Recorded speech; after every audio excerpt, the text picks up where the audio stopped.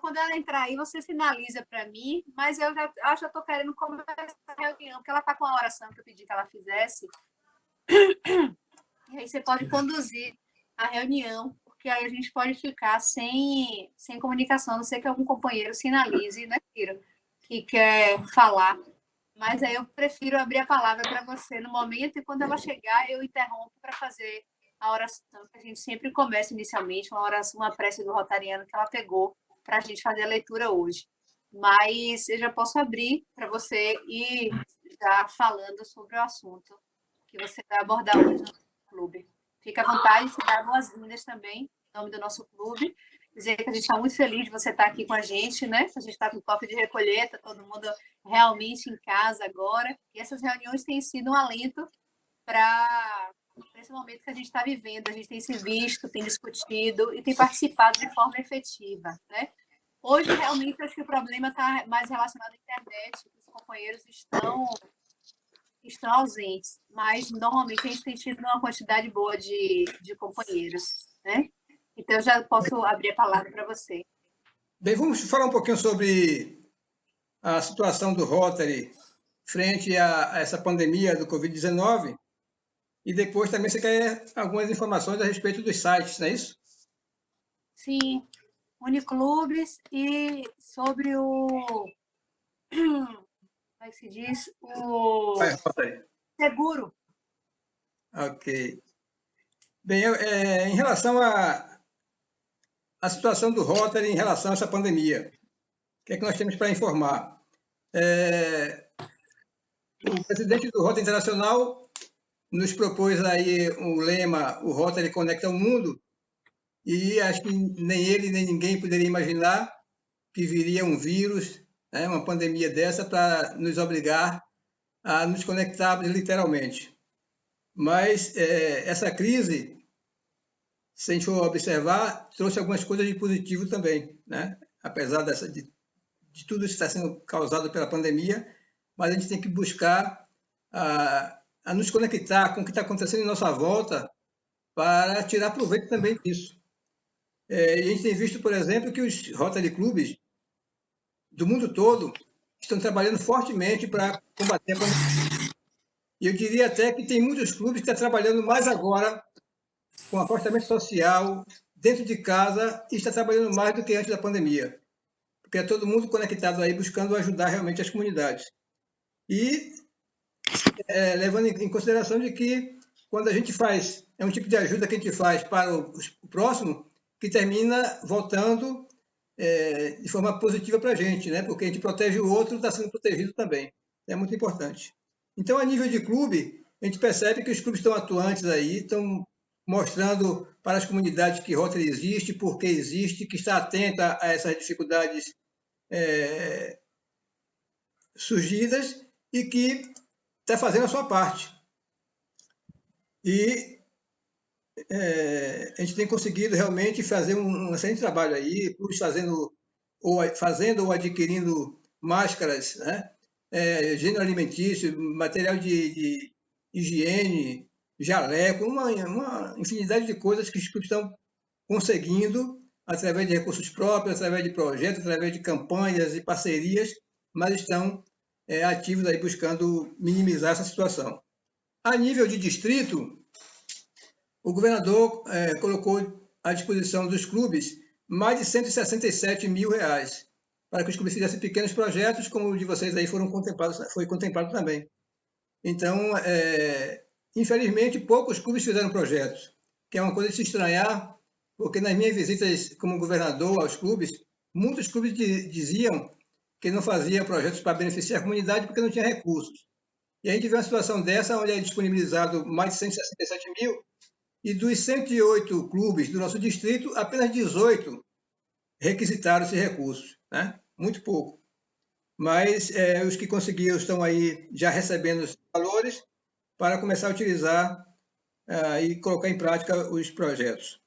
Além disso, surgiu agora recentemente a possibilidade do distrito, através de todos os clubes do distrito, participarem do projeto Corona Zero.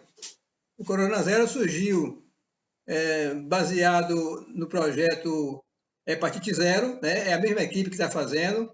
O responsável pelo projeto Corona Zero é rotariano, lá de São Paulo, e ele acredita que só vamos conseguir ter sucesso nesse projeto porque está envolvendo o Rotary. Vai ser o Rotary que está na linha de frente fazendo isso aí, como aconteceu também positivamente na campanha do Hepatite Zero, que os clubes também se mobilizaram e fizeram muitas coisas. Então, a ideia desse projeto é, a princípio, testar todos os idosos que convivem em asilos de todo o Brasil, não só os idosos, mas os médicos, enfermeiros, funcionários, né, todas as pessoas envolvidas nos lares de idosos serão testados. Esse é o primeiro passo. Mas, além dos testes, também tem outros benefícios também, como máscaras, roupa de proteção, material de limpeza, tudo está incluso nesse projeto. Mas o pontapé inicial é referente às testagens. Considerando que os asilos, né, onde estão os idosos, que é da faixa etária de risco, né, muito forte, e que a gente precisa realmente ter um cuidado especial.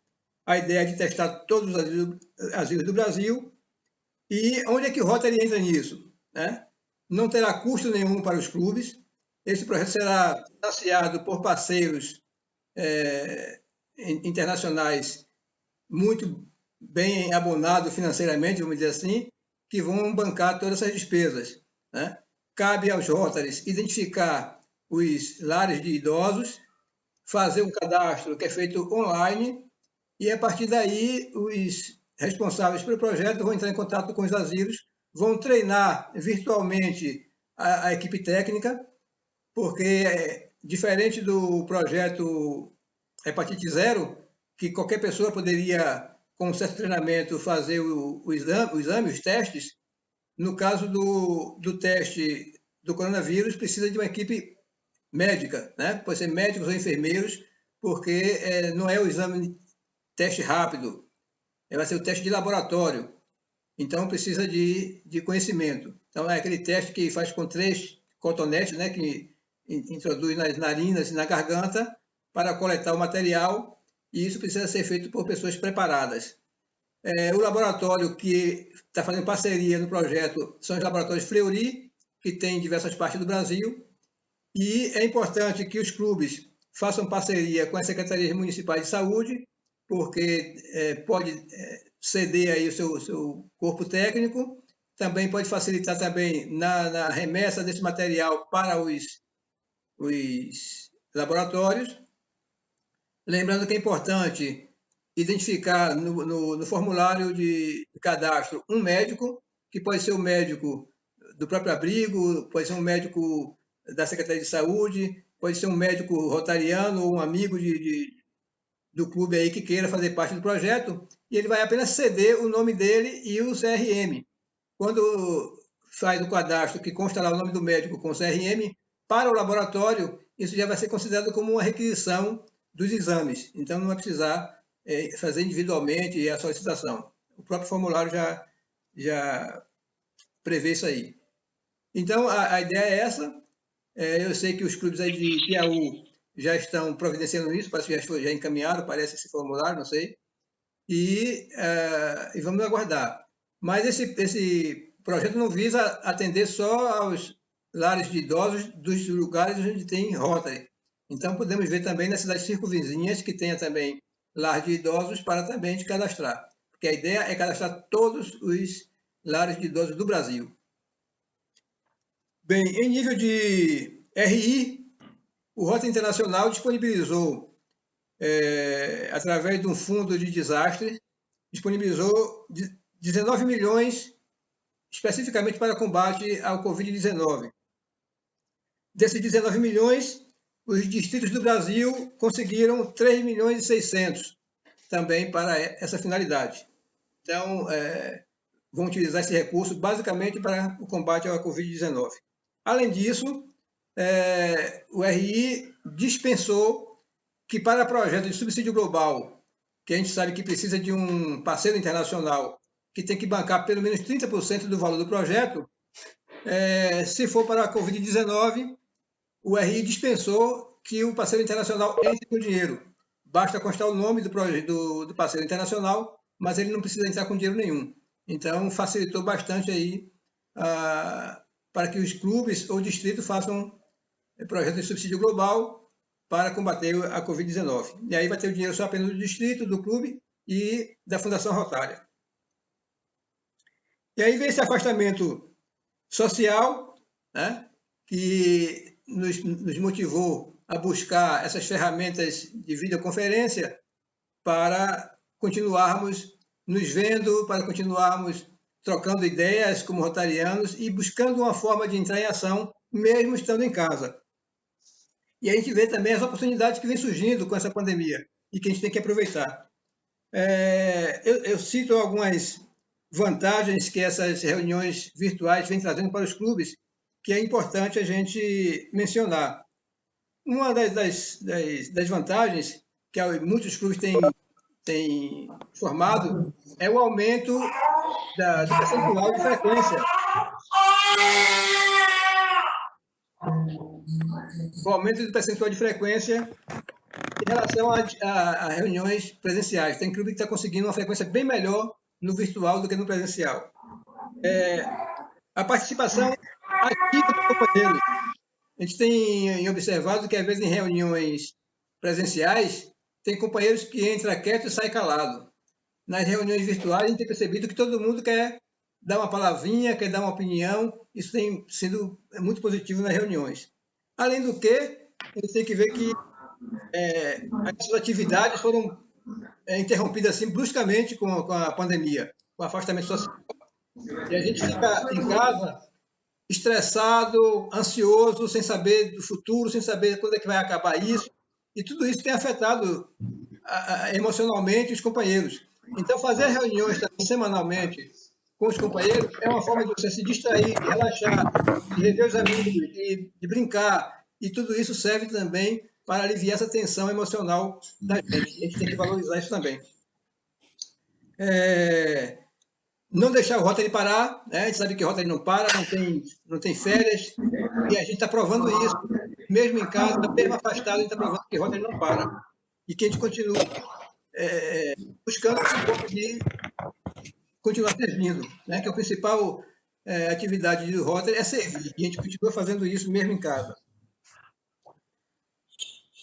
Uma coisa interessante também que a gente tem que observar, acho que vai afetar o Rotary Clube de Piauí, é a relação das despesas, né? De diminuir as despesas do clube. Porque, como o clube trabalha nas reuniões, tem refeições, você tirar essas refeições, disputar esses valores. O Henrique está pedindo que os clubes sejam coerentes, né? E que nesse período de pandemia, onde não está fazendo reunião presencial, não está tendo despesa com refeições, que diminua as mensalidades. Porque junto com a crise de saúde, está vindo a crise financeira também, né? A grande maioria dos rotarianos são empresários que vão sentir no bolso também essa dificuldade. Procure também. Posso lhe fazer uma pergunta? Pode, sim.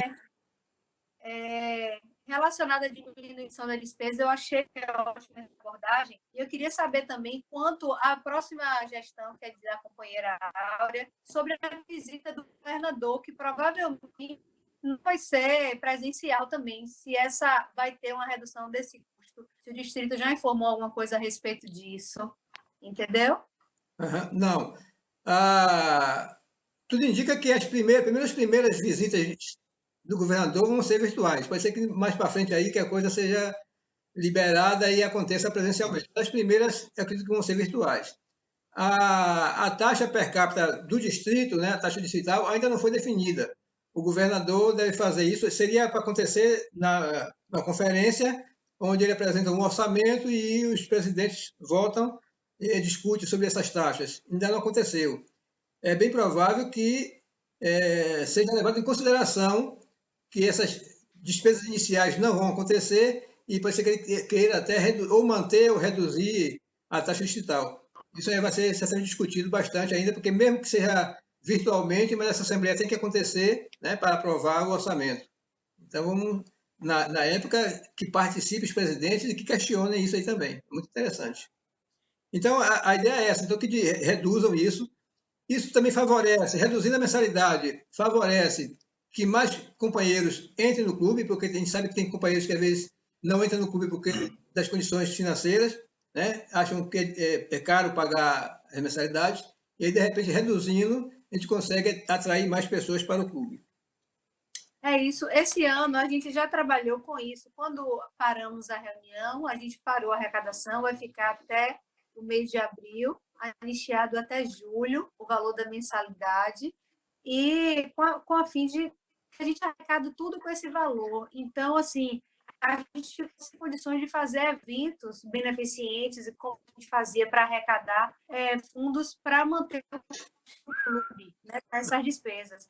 E aí seria interessante você, que faz parte dessa comissão, abordar isso para a redução dessa taxa distrital, já que a visita não vai ser presencial. Existe esse custo nessa pauta do governador, não é isso? Uhum. Pois é, vamos ficar atentos a isso aí. Outra vantagem também dessas reuniões virtuais é a possibilidade de atrair jovens, porque os jovens hoje já estão muito antenados com essas tecnologias, né? E aí pode se sentir atraídos também para fazer parte do clube. Convidar pessoas não rotarianas para fazer parte, né? Às vezes a gente fica... tem amigos da gente que a gente gostaria de participar, o que está acontecendo nos clubes, e aí, de repente, você convida, manda o link da reunião para aquela pessoa e ela está em casa, às vezes, sem fazer nada, de repente, ela acessa a reunião e termina gostando e se interessando em participar do clube.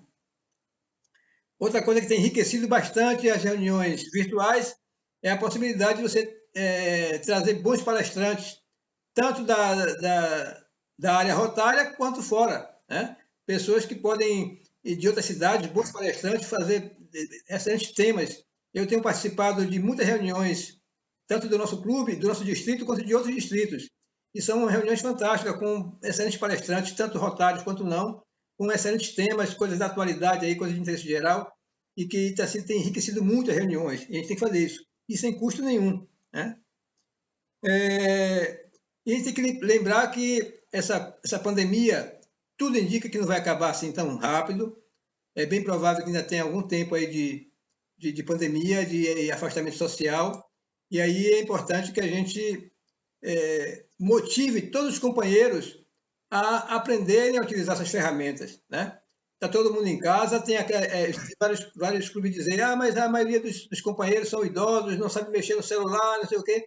Mas está todo mundo em casa. E em casa você tem um irmão, tem um filho, tem um neto que pode lhe ajudar nisso, né? No último caso, na maior dificuldade que ela tenha, uma pessoa mais jovem pode preparar tudo, já entregar o celular para o companheiro já com a reunião já começada, já, só para ele poder participar. Então, é importante isso porque pode demorar. Os clubes que não estiverem se reunindo vão ter dificuldades grandes para reativar depois da pandemia. Temos que lembrar que nada vai voltar ao que era antes, infelizmente ou felizmente, né? Mesmo depois da pandemia, a pandemia está sendo aí talvez um divisor de águas. Então, quem pensa aí, esperando na expectativa das coisas voltarem ao normal, não vai voltar ao normal que era antes, vai ser diferente. Então, a gente tem que aprender. Tem muitos clubes que estão dizendo que mesmo depois da pandemia vão continuar fazendo reuniões virtuais, não todas, mas fazer parte presencial e parte virtual, para poder atender a todo mundo, para poder reduzir despesas com refeições, não só refeições. Imagina nas grandes cidades, nas capitais, onde você sai de sua casa para reunião e vice-versa, você anda quilômetros e quilômetros de carro, né? Economia de combustível, economia de tempo, economia de menos risco de vida em viagem, de trânsito. Então, tudo isso aí são coisas boas que a pandemia está trazendo para a gente. E a gente tem observado um exemplo interessante que a gente tem que observar, não só pensando em rota, mas pensando na nossa vida, de oportunidades que surgem com a pandemia. Eu cito como exemplo, tem muitos artistas, cantores aí, que fizeram lives em casa e que ganharam mais dinheiro em casa, sem se arriscar, sem grande estrutura, sem grandes equipamentos, ganharam mais dinheiro do que em festas presenciais. e ainda conseguiram doações para ajudar a comunidade. Tem lojas aí, restaurante que está servindo delivery. Você acha que quando acabar a pandemia ele vai querer perder esses clientes que ele conquistou virtualmente? Não vai. Né? As lojas aí que estão vendendo a rodo através de aplicativos. Eu dou o exemplo da Magazine Luiza. Nadir mesmo comprou recentemente um equipamento para ela aqui, pelo aplicativo Magalu, que chegou em 2 dias. Ou seja, você não tem nem que esperar. Em 2 dias chegou o que ela comprou. Aí termina a pandemia. Você acha que uma loja dessa, que está vendendo milhões e milhões, vai ter interesse em abrir lojas grandes em cidades, vai ter despesa com aluguel, com água, luz, funcionário? Não vai. Vai continuar investindo no virtual, que sai muito mais barato para eles. Então, são oportunidades que surgem e que algumas pessoas estão sabendo aproveitar isso. E a gente tem que começar a pensar nas nossas profissões, nas nossas atividades, o que é que a gente pode aproveitar disso aí, dessa pandemia. A gente não pode ficar pensando só no negativo. A gente tem que, alguma coisa você pode fazer para ou manter a sua produtividade ou até melhorar a sua produtividade apesar da pandemia. Então, essas colocações que eu gostaria de fazer com vocês em relação a essa situação atual. Lembrando que o PETS aconteceu na semana passada, né? Foi virtual, através da plataforma YouTube. Foi muito interessante. Quem não assistiu está disponível lá no YouTube. A conferência distrital, que seria em Aracaju, presencialmente, também vai ser virtual. A gente está aí já planejando como é que a gente vai fazer, o que é que vai mudar na programação, de que forma a gente vai atrair os companheiros para assistir, de que forma a gente vai motivar a participação. E a convenção internacional também, que seria em Honolulu, né, no início de junho, e vai ser no dia de 20 a 26 de junho, também de forma virtual. É uma oportunidade que a gente vai ter, porque essas convenções internacionais geralmente são em outros países, é muito caro para participar, e agora a gente vai poder, o mundo todo, poder participar de uma convenção internacional, que é uma coisa grandiosa. A gente vai perceber realmente a grandiosidade, a internacionalidade do Rotary participando dessa convenção internacional. E eu acredito que ela vai ser bastante intensa, porque manteve aqui de 20 a 26, 6 dias de atividades, mesmo virtuais. Deve ter realmente muita coisa boa nisso aí, né? Senão ele não faria com tantos dias de atividade. E aí a gente tem que procurar participar para conhecer e para nos motivarmos cada vez mais a sermos rotarianos, sentirmos orgulho dessa instituição maravilhosa que é Rotary e continuar nossas atividades em prol das nossas comunidades. Essa seria a colocação, ficou à disposição para as perguntas ou para a gente partir para os sites e outras questões. Pode falar, olha. Eu li no meu e-mail, eu recebi dizendo que a revista vai estar online. Seria o caso da gente cancelar essas compra de revista e ficar só com a revista online? Pode ser? Não, porque a assinatura da revista é obrigatória no mundo todo, né? Aqui no Brasil, ela tem em 2 formatos, formato impresso e o formato online, mas todas as 2 versões são pagas. Eles liberaram agora alguns meses dela online, prevendo que com a pandemia pudesse o correio atrasar, né? Eles foram impressas elas. Vocês vão todo mundo vai receber ela impressa também. Mas eles imaginaram que poderia haver atrasos pelo correio, alguma coisa assim, então eles liberaram, além de ter encaminhado ela impressa, liberou também virtualmente para que todo mundo tivesse acesso em tempo hábil, não ficar lendo notícias atrasadas. Mas em relação a pagamentos, continua a mesma coisa. Ok. Quem mais quer falar? Companheiro Luiz. Chegou aqui um documento aqui cobrando já a revista que está em atraso. Isso alguém não mandou para mim de fora aqui. Aí eu vou verificar. Companheiro Luiz, nesse projeto do Corona Zero, você falou que inicialmente a testagem seria direcionada para os asilos de idosos, né? Isso. Aqui na nossa cidade, o asilo já foi testado. 100% dele já foi testado. A gente poderia direcionar essa quantidade de testes para algum outro tipo de população também vulnerável, também do grupo de risco, ou não? a gente poderia fazer essa solicitação para alguma outra entidade ou não? Não é possível essa mudança? Eu acredito que não, mas posso fazer essa pergunta para o pessoal lá da equipe da organizadora para saber. É uma boa pergunta, mas, como eu falei, não é só a testagem. Quando preenche o formulário de cadastro, além da testagem, tem um elenco de coisas que os lares de idosos podem estar precisando e deve ter sido marcado. Então, se por acaso não precisar refazer os testes, né, de repente pode fazer um reteste aí nessas pessoas que foram feitas. Mas se não houver necessidade de fazer o teste, pode ser beneficiado com outros materiais que devem ter sido elencados aí no cadastro. Mas vou fazer essa pergunta para o pessoal. Certo, obrigado. Companheiros, esse cadastro, eu tive em contato com Maiane, né, que é presidente do Rotary Clube Vale dos Rios, e eu fiz o contato com Margarete, Maiane cadastrou junto, então a gente vai fazer uma ação conjunta com o RC Vale dos Rios, e a médica responsável é a doutora Lesite, que assinou o projeto, e a gente está no aguardo para fazer essas ações lá. Agora, aqui já foi testado, a gente pode já entrar em contato também, como o Ciro falou, porque a gente pode direcionar isso para o público-alvo também, que pode ser outros idosos em condições de vulnerabilidade, né? E a gente pode canalizar isso, mas não deixar de ser contemplado com esse projeto, né? Porque não só testagem, né? Vem outros insumos também que foram citados no questionário. É isso? Vou passar essa questão para o pessoal para saber. A hora que ia falar? Não. Teve essa pergunta, Luiz, no dia lá, porque perguntaram se o grupo de idosos já foram testados.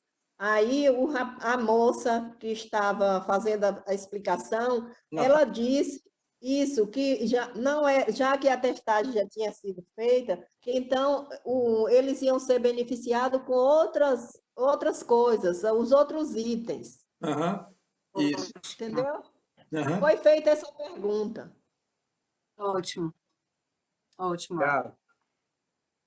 Companheiro, a gente sempre tem estado com os companheiros, até você que na reunião anterior, semana passada mais ou menos, tem uns 10, 12 dias, a gente fez uma reunião, né, convidou o pessoal do prefeitura, o jurídico e a Secretaria de Saúde, a gente convidou também o Rotary Vale dos Rios, para tentar fazer a ponte desses dois segmentos, saúde e teste, né? Essa situação da realidade da pandemia, que é como você abordou, que a pandemia está aí, né?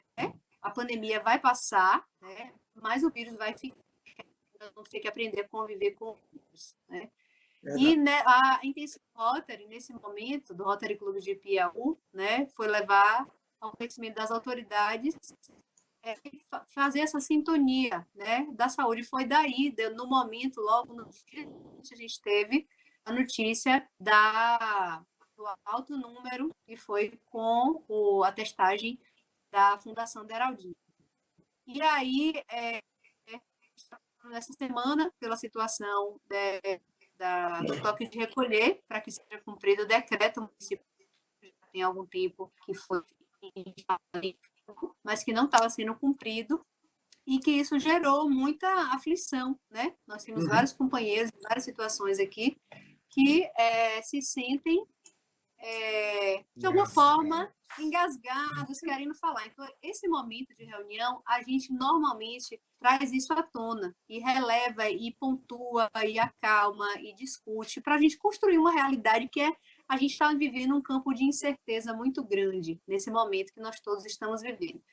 Então, assim, ao meu conhecimento, a presença da autoridade militar, que é totalmente subordinada às ordens governamentais, para cumprir uma autoridade, um decreto que precisava ser cumprido, que não estava sendo cumprido, para que o comércio voltasse a respirar e os casos começassem a baixar, né? Porque a gente já viu outro caso A EPU registrou mais uma morte ontem, de uma jovem de 30 anos. Então, a gente sempre leva isso para as reuniões. Então, assim, eu quero abrir a palavra se algum companheiro quiser falar sobre o momento ou se manifestar. É o nosso momento de desabafo, o nosso momento de construção, para que a gente também possa, né, falar e pontuar o que cada um pensa diante da situação que a gente tem vivido agora. Né? Então, a palavra está aberta nesse sentido. Algum companheiro, até mesmo você, companheiro, acho que Jequié deu toque de recolher hoje, né? Eu Vai vi aqui passar no hoje. meu. Mas está com policiamento também? Como é que está? Ostensivo, né? Jequié? Acho que não está igual a IPL, não. Companheiro Zé, quer falar? Boa noite, companheiros. Boa noite, Luiz, né?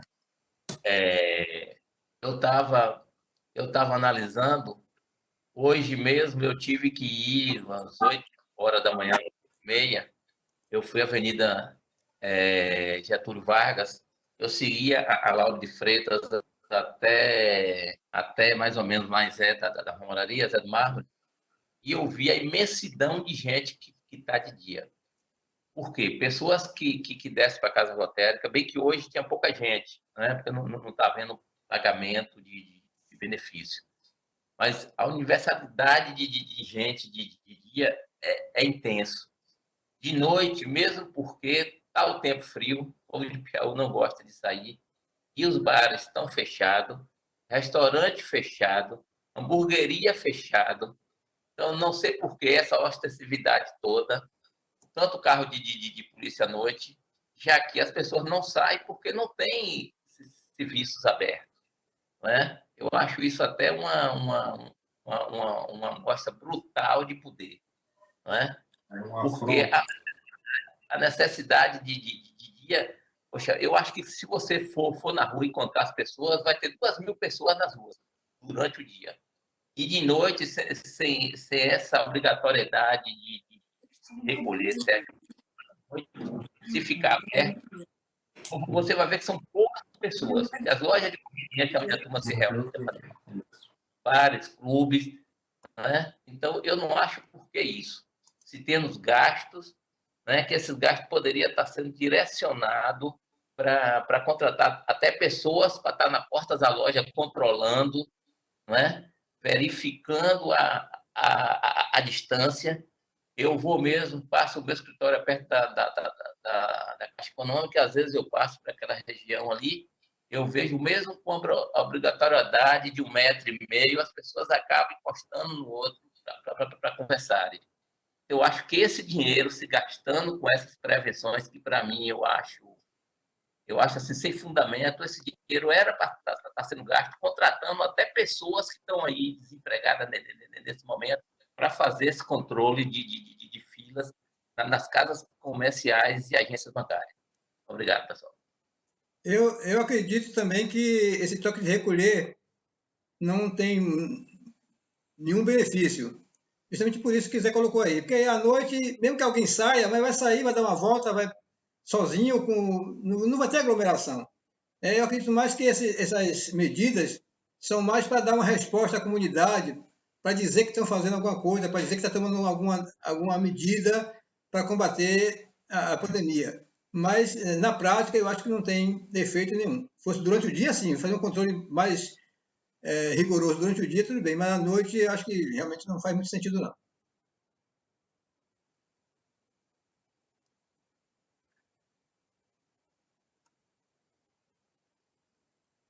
Eu passo a palavra. Quem vai falar? Foi o Marcos. Posso. Então, em relação à questão do fechamento do comércio,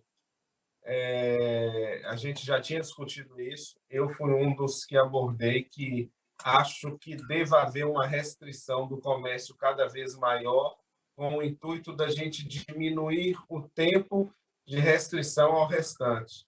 Porque uma vez que a gente libera alguns, a gente vai colocando a culpa nesse crescimento de casos no comércio e cada vez mais uma parcela vai ficar prejudicada. Então, eu acho que realmente a gente precisa abordar estatisticamente se é o comércio ocupado, né? Se é o comércio ocupado da contaminação da Fundação Deraldina, do Hospital do Estado, da Cavalgada e por aí vai. E, a partir daí, tomar outras providências. Agora, eu tenho uma crítica a fazer, que foi justamente no sentido do que o Luiz falou, do que o Zé Vieira falou. As ações econômicas, elas têm que ser mais direcionadas à prevenção, tratamento e educação da população. Eu tive, vai me desculpar, inclusive, assim, antes de tudo, eu vou falar, eu votei em Maria, viu? Mas eu tive o desprazer de ir a setor de tributos hoje e estava desagradável a situação de higiene do local. Outro dia tive o desprazer de ir a um posto de saúde, levar uma pessoa para vacinar e o banheiro não tinha água, não tinha sabão e papel para os pacientes lavarem as mãos. Então, assim, tem muitas coisas que podem ser gastas e que estão gerando contaminação, e essa ostensividade desse toque de recolher, eu relato a vocês que é uma coisa que tem me angustiado e me incomodado muito, entendeu? É tipo assim, está engasgado na garganta essa imposição desse toque de recolher, né? Não acredito que isso vá gerar número mais baixo de contaminações, ainda que gere, mas não acredito que foi por conta desse toque de recolher que causou uma sensação muito desagradável na comunidade. Inclusive a mim, eu como cidadão, me sinto constrangido. Gosto de pedalar à noite, acho que o risco de eu pegar o coronavírus na minha pedalada é pequeno, entendeu? E estou me sentindo constrangido com isso. Não sei se é a mesma opinião dos companheiros, mas aqui é um debate amigável, né? São opiniões que surgem para que a gente possa estabelecer um pensamento em comum. Obrigado.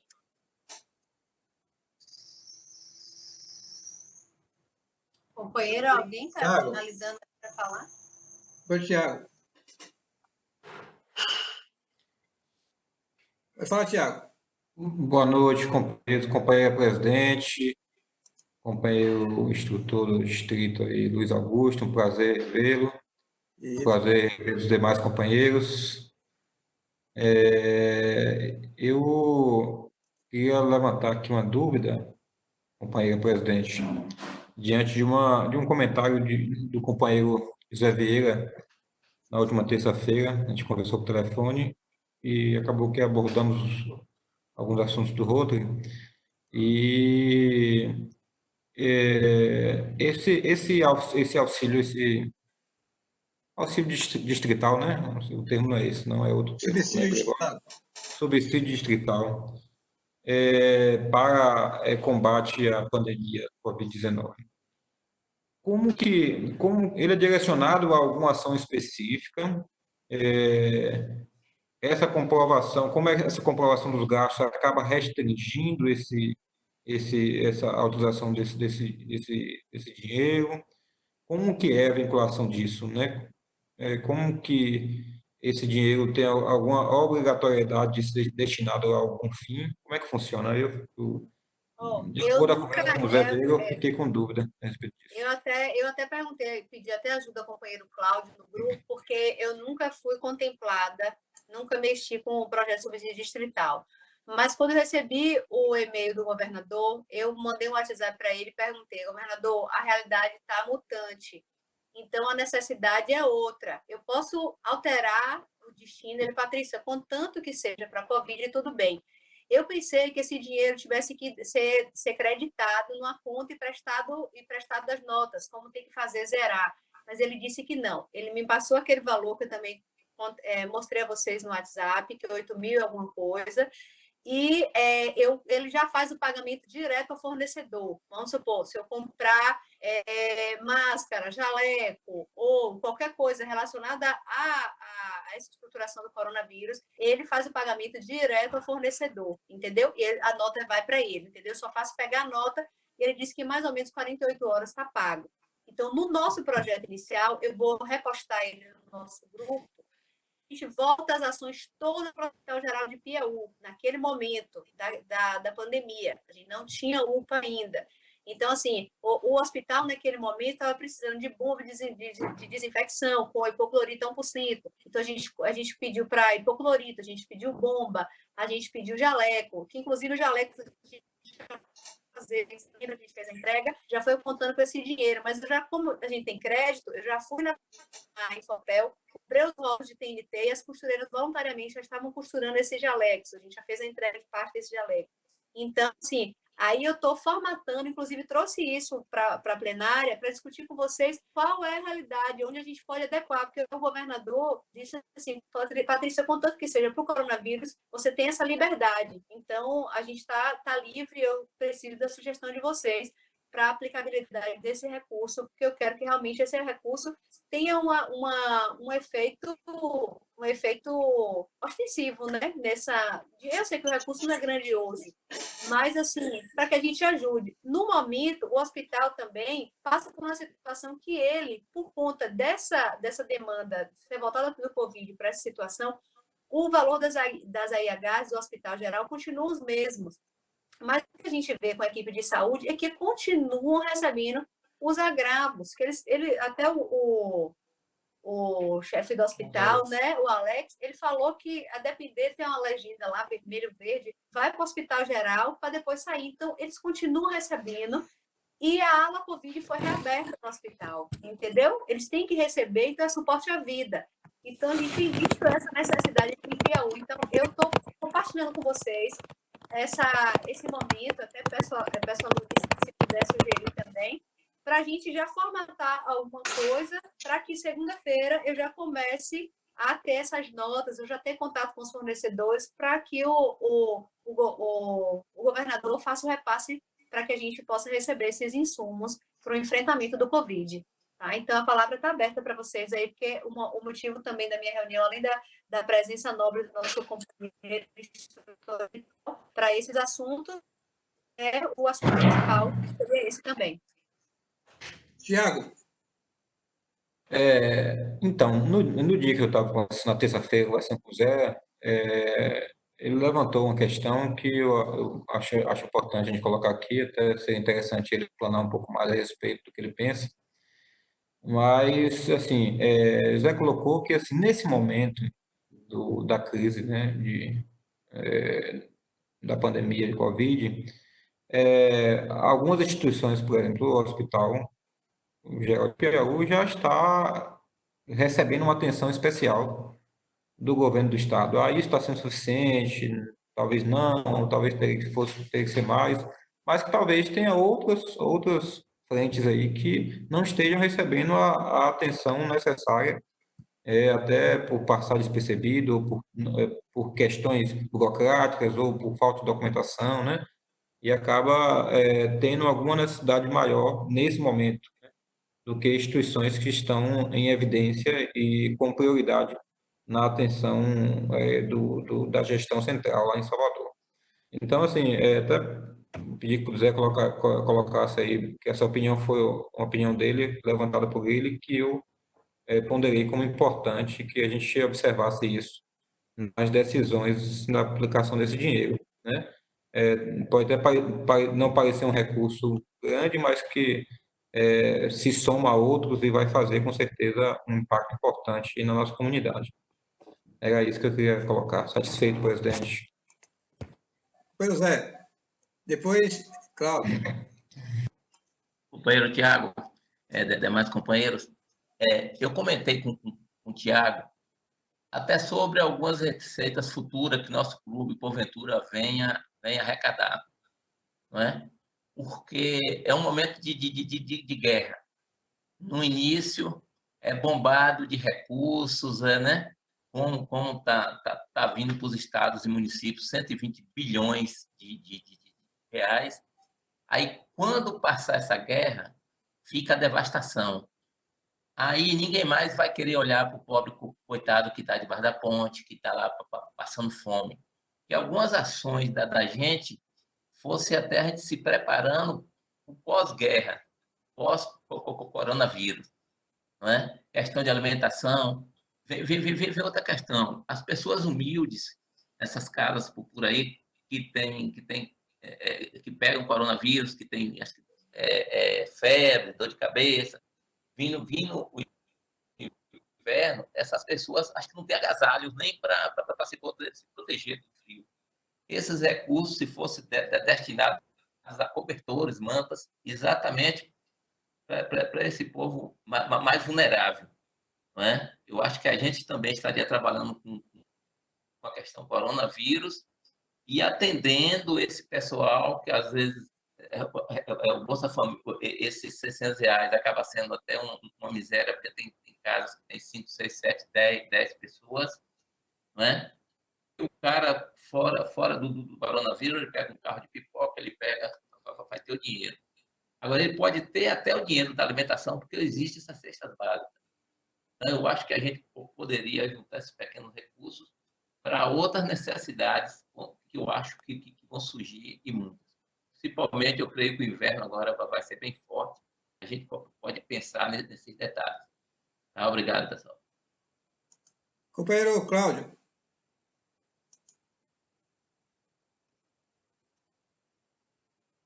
O microfone aqui está desativado.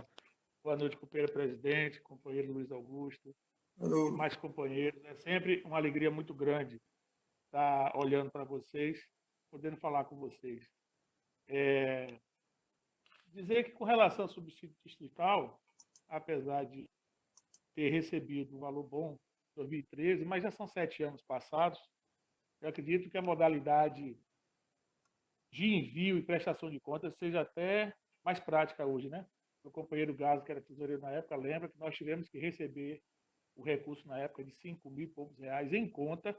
Fez, companheiro Gazo? Tivemos que receber em conta corrente. Estou sendo ouvido? Está. Tivemos que receber em conta corrente e tivemos que depositar na conta corrente o valor da contrapartida. E esse valor da contrapartida, tivemos que mandar um e-mail na época para o governador para comprovar o depósito dessa contrapartida. E depois prestamos conta com todas as notas fiscais do valor correspondente, sem desviar da finalidade específica do projeto.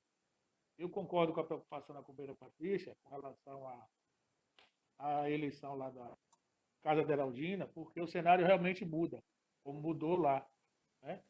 Lá não se faz mais necessário testagem, né, porque as pessoas todas fizeram lá o teste lá do SUAB, mas, inclusive, parte da população do abrigo já está em outro local, está na Fundação Hospitalar, e segundo um relatório da CESAB, eu fiquei sabendo, não tive detalhes desse relatório ainda, mas me parece que a casa, para funcionar, para continuar funcionando, ela vai ter que reduzir um pouco a sua população, porque a estrutura parece que está mal dimensionada, a população está além da estrutura que a casa oferece, mas isso é uma coisa para o futuro. Mas, enfim, eu acho bacana que o Rotary possa, mesmo que direcionando nessa linha de combate ao Covid, mas possa utilizar de uma forma mais ampla, né, companheira Patrícia? E eu acho que o HGI é um local interessantíssimo para a gente prestar essa ajuda. Não vai fugir do tema, nem do objetivo do subsídio distrital. E eu acho interessante que a gente possa fazer dessa forma. E eu acho que está mais prático, inclusive, a questão da prestação de contas, porque se o próprio distrito vai fazer o pagamento aos fornecedores das compras, a prestação de contas automaticamente já está feita, né? Então não tem que fazer, que deu um trabalho danado, não foi, Gazo, para fazer a prestação de contas em 2013. Mas é a maneira que o Rotary tem de controlar e de fazer muita seriedade essas coisas todas. Com relação ao decreto de toque de recolher, eu concordo em parte com os companheiros, tocante dessa sensação que a gente tem de limitação, de não poder sair. Eu mesmo à noite gostava de fazer uma visita, vamos colocar que eu ia à noite na casa da sogra, que é uma pessoa idosa que mora longe, sozinha. Mas nós tivemos algumas ocorrências em Piauí que justificaram, em parte, essa situação. Não sei se vocês lembram, mas em Piauí foi manchete nacional e regional por ter realizado festas de madrugada, né? E não foram só uma nem duas, e estava tendo muita ocorrência de churrasco aqui à noite, sem contar na grande incidência, companheiros, de ônibus clandestinos vindo de São Paulo, de outras regiões do país, e estavam desembarcando as pessoas aqui de madrugada. Então, assim, a movimentação à noite era muito grande, sim. Para mim, para a gente ter um remédio poderia ser até mais amargo, mais eficaz, seria logo o fechamento por 10 dias completo. Eu concordo quando vocês dizem que a atividade durante o dia é a que mais preocupa, óbvio. Mas a da noite também em Piauí estava muito intensa. Por mim, o governo fecharia logo 10 dias, lockdown completo. Daria um prazo para as pessoas se prepararem e fecharia 10 dias completo para a gente ver se a gente passava esse primeiro momento. Mas é um procedimento padronizado. Vocês podem observar que eles fizeram em Itabuna, em Piauí, em Jiquié, essa semana, me parece, e isso vai ser passado para outros lugares.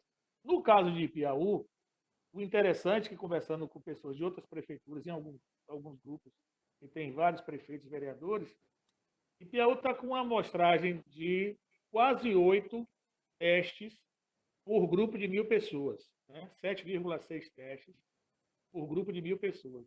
Enquanto na região, a média na região, mal chega a 1 teste por grupo de 1.000 pessoas. Tem cidades aqui que estão praticando 0,4 testes por grupo de 1.000, 0,8. Cidade como Teixeira de Freitas, né? Realizou até hoje 144 testes, uma cidade de 180 mil habitantes. Então, eu acho que a região está se iludindo muito e está muito subnotificada com relação à Covid. Né? Um colega de Camamu dizendo, Camamu está bem. Eu falei, quantos testes Camamu fez até hoje? Camamu fez 16 testes até hoje. Até hoje, só realizou 16 testes. Uma cidade de 31 mil habitantes. Eu falei, vocês estão se iludindo. Tem que fazer testagem. Quanto mais vocês testarem, mais vai funcionar o sistema. E aonde Piauí saiu na dianteira, que Piauí, aí o companheiro Círio vai me confirmar que é da área de saúde, não esperou somente o paciente que procurou o posto de saúde, nem a unidade médica para fazer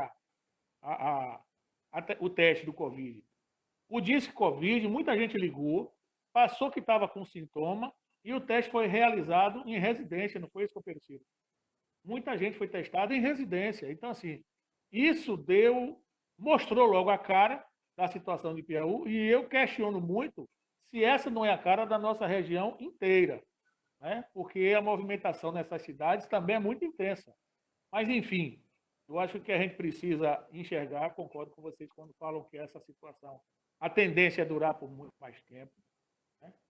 E dizer que o Rotary, nossa companheira Patrícia aí, está assim, muito ligada e preocupada em fazer esse papel que o Rotary tem feito muito bem recentemente, que é estar participando dessas questões do município, está demonstrando preocupação, está se disponibilizando, está sempre se colocando à disposição para ajudar, para mediar as situações. Aquela videoconferência com o diretor do HGI foi muito boa e repercutiu bastante, né? Então, assim, eu acho que esse é o papel do Rotary. Não é a primeira pandemia que o Rotary enfrenta, é a primeira nossa, né? Mas o Rotary não. E dizer que a gente, com certeza, vai sair muito mais experiente dessa situação. E essa ferramenta de videoconferência, com certeza, vai ser utilizada muito por vários clubes de uma forma assim mais, vamos dizer assim, assídua, né? Companheiros, obrigado. A gente está sempre conversando, mas estou satisfeito com a minha comunicação. Companheiro Ciro. Companheiro presidente, companheiro ex-governador Luiz, demais companheiros. Minha comunicação hoje é para falar um pouco sobre a experiência e o contato em relação a essa questão do trabalho voltado para a questão do coronavírus. E aí eu gostaria de atualizar um dado que o companheiro Cláudio acabou de citar. Hoje a gente estava reunido lá na Secretaria de Saúde fazendo essa contagem. Em Piauí nós já realizamos hoje aproximadamente 2.000 testes, incluindo testes rápidos, testes por SWAB, incluindo todas as instituições de saúde do nosso município, ou seja, UPA, incluindo os testes realizados no HGI e também incluído os testes realizados na Clínica São Roque. Então, esse dado de 2.000 testes incluindo toda essa gama de serviços, né? Nós realizamos, companheiro Cláudio, 35 testes. Interrompi logo aqui, mas o boletim epidemiológico que é divulgado, que tipo de teste é aquele que aparece no boletim? Só o SWAB? Veja só, ali aparece dois tipos. No boletim, para a gente confirmar um caso para ser considerado positivo pela DIRES, existem duas formas de ser incluídos um caso positivo. Ou o paciente faz uma avaliação, um teste por SWAB, que é aquele que coleta com cotonete, ou ele faz um teste rápido. Se ele tiver contato com um caso confirmado por SWAB anteriormente, a gente considera esse teste válido por critério epidemiológico. Então, esse paciente que teve contato com um caso que foi confirmado, ele não precisa mais fazer o SWAB para ser considerado caso positivo, porque ele já tem critério epidemiológico. Agora, se você faz um teste rápido, aquela pessoa diz assim, não, eu não tive contato com ninguém positivo, eu não sei nem aonde eu peguei. Aí você precisa solicitar que venha um teste de SWAB para fazer o teste e confirmar esse caso. Então, voltando, esse número que você falou, companheiro, a gente já aplicou hoje em Piauí 35 testes a cada 1.000 habitantes, né? Isso dá 35 mil testes a cada 1 milhão de habitantes.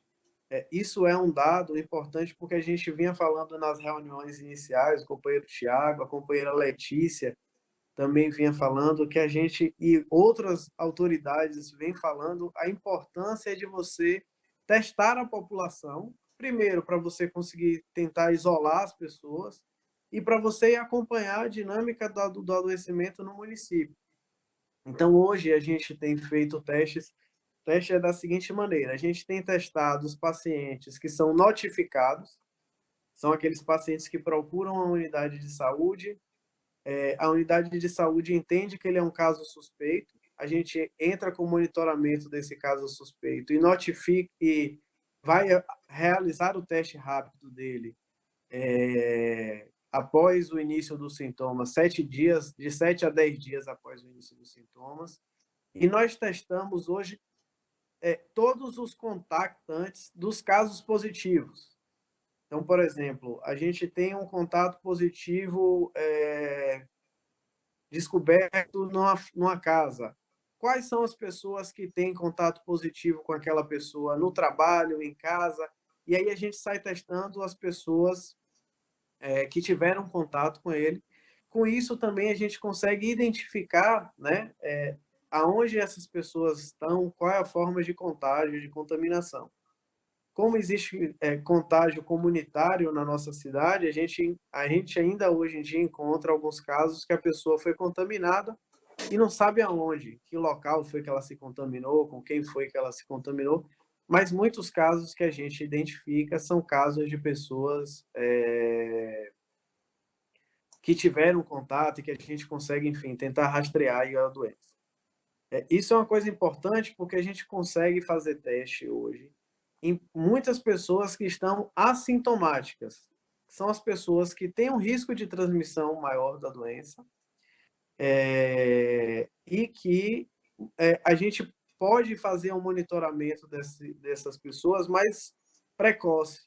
Foi o que aconteceu no abrigo dos idosos. O abrigo dos idosos, quando ele foi testado pela primeira vez, por teste rápido, e foi identificado lá nos profissionais casos positivos, nenhum idoso apresentava sintoma, os profissionais dali também não apresentavam sintoma, e hoje a gente tem uma equipe de profissional, tem um médico da Secretaria Municipal de Saúde que vai todos os dias para o abrigo monitorar, tem uma enfermeira que monitora sinais vitais diários, e eu acho que isso vai ser a grande coisa da gente não ter no abrigo um número tão alto de hospitalização. Hoje já tem 14 dias que foi identificado, que é o período, né, que a gente chama de incubação da doença.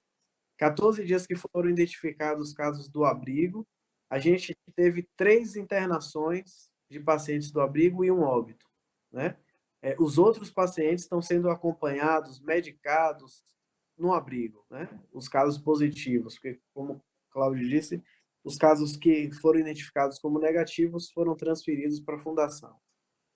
Então, acho que isso, hoje em Piauí, tem dois lados. Tem uma questão que é todo mundo olha para Piauí com um número alto de casos, mas a gente precisa olhar, e aí eu hoje tentei buscar informação sobre a quantidade de testes que tem realizado na região e não consegui, mas, por exemplo, tive informação que a INGE, só está sendo testado os casos sintomáticos que não tem critério para fazer o SWAB, né? Então, muito provavelmente, a disseminação da doença apresenta índices mais altos em outros municípios.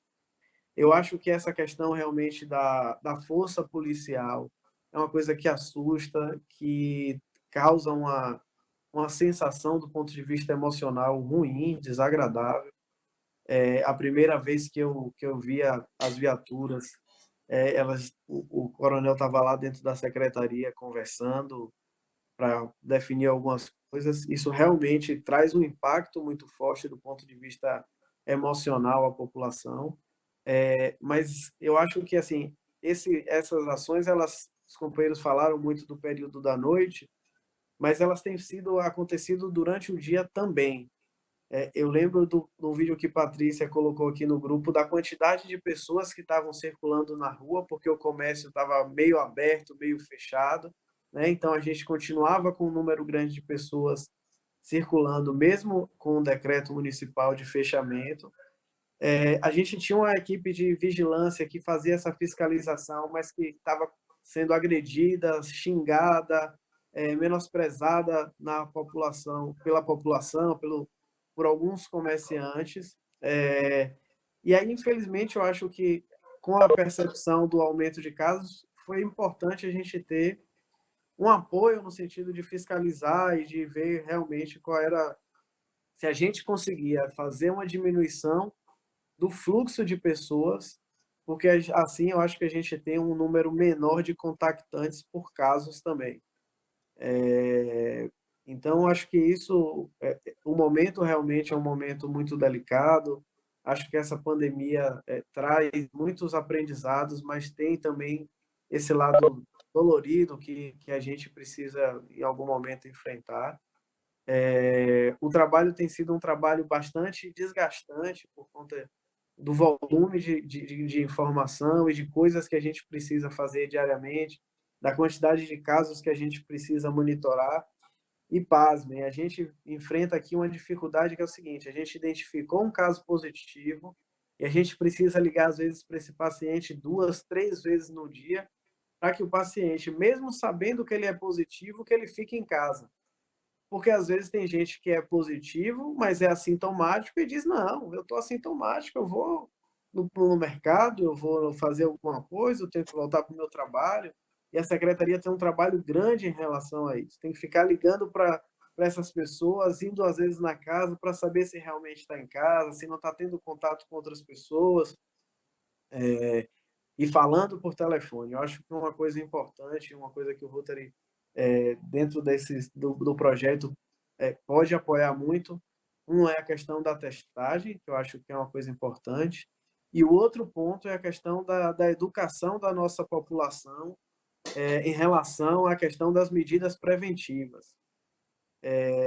Eu estava conversando com uma prima, com a filha de Marcelo, Carol, que está morando na França, e ela me postou hoje uma imagem do primeiro dia que a quarentena foi liberada lá na França, que ainda não é permitida aglomeração na rua, e que as pessoas estavam aglomeradas na beira do Rio Sena para beber, para conversar. E ela falando, Ciro, olha para aqui que a gente tem um discurso mais afinado em relação à questão do isolamento social. A gente tem essa dificuldade e hoje o governo francês voltou a proibir o calçadão à beira do Rio Sena por conta dessas dificuldades. Então, eu acho que esse é um ponto que o Rotary precisa atuar fortemente com a sua potência, que é de destacar e fortalecer todas as medidas e as barreiras sanitárias, máscara, álcool gel, lavagem de mãos, distanciamento das pessoas no momento de conversar. porque esse é um ponto muito difícil da nossa população entender. Dela entender que ela, né, nos bairros, que elas precisam ter uma noção de higiene diferente, que elas, né, podem se manter um pouco mais afastadas. A gente tem muita dificuldade nesses aspectos, que são os aspectos comportamentais do combate à doença. Então, acho que é um pouco isso que eu gostaria, né, de trazer aqui, de passar para os companheiros sobre a rotina de trabalho.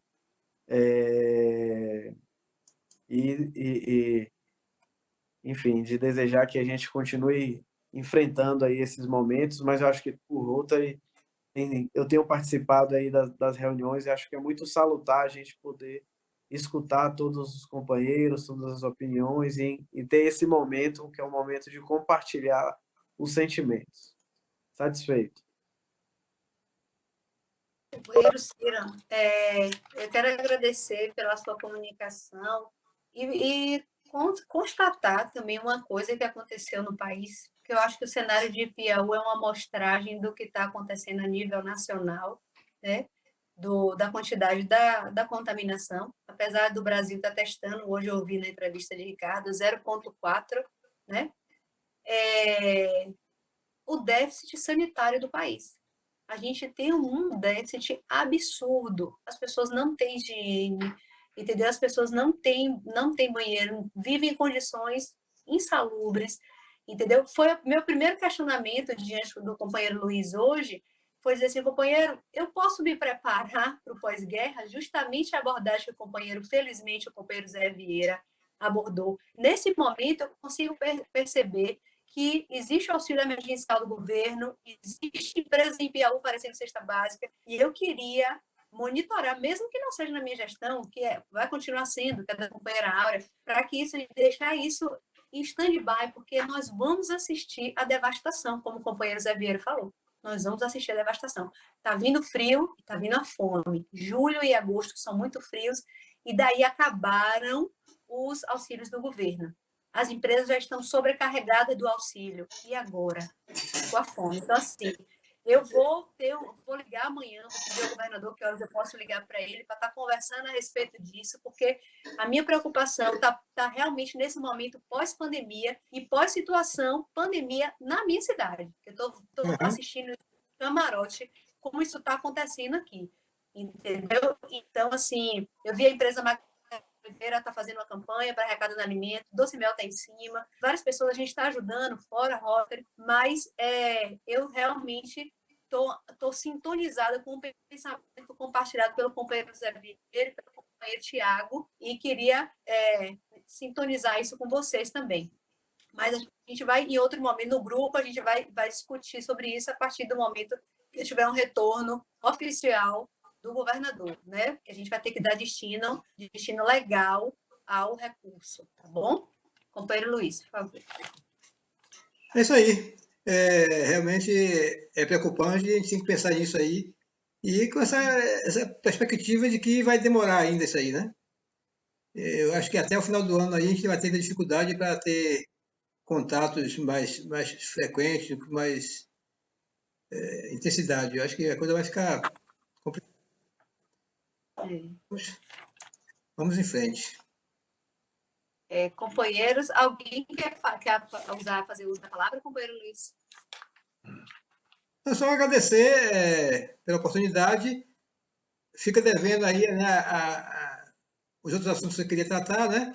Mas eu vou mandar para você um material que eu pesquisei hoje em relação ao Rotary Clube de Piauí, para você dar uma olhadinha, e a gente, em outra oportunidade, a gente mostra isso aí, né? Como resolver a participação dos mais Rotary, que ainda tem um percentual muito pouco, pequeno ainda, de companheiros que está cadastrado no mais Rotary, no Uniclube também, muitas informações ainda incompletas. Então, eu vou passar para você um material que eu ia mostrar hoje aqui na reunião, eu vou passar para o seu Zap, e em outra oportunidade a gente discute sobre isso. Tá, joia. Eu quero agradecer a todos, a gente continua nossa discussão no grupo, tá? Eu vou preparar um esboço a partir do momento de amanhã, quando eu tiver contato do retorno do governador, e aí a gente conversa detalhadamente. Eu quero agradecer, Luiz, pela sua visita ao nosso clube, tá? É muito importante, a gente se sente muito acolhido. Você é uma pessoa muito querida no nosso meio, tá? Você é uma pessoa realmente que todo mundo, vou perguntar a Luiz, é assim, entendeu? Porque realmente a sua função de instrutor distrital é uma roupa que ele veste muito bem, viu? Com seus afazeres, seu empenho, entendeu? É muito bacana, né, ter você por perto. É um conselheiro eterno, né? Essa cadeira é sua. O Rotary Clube de Piauí está muito feliz com a sua presença hoje. E eu encerro essa reunião, muita felicidade, e em nome de Deus, virtualmente saudando o Pavilhão Nacional e agradecendo a presença de todos. Que Deus fique conosco, né, e com nossas famílias. Amém. Prazer. Essa reunião eu estou gravando, depois eu vou passar o link para vocês da gravação. Tá, obrigada. Boa noite a todos, muito obrigado. Boa noite. Até.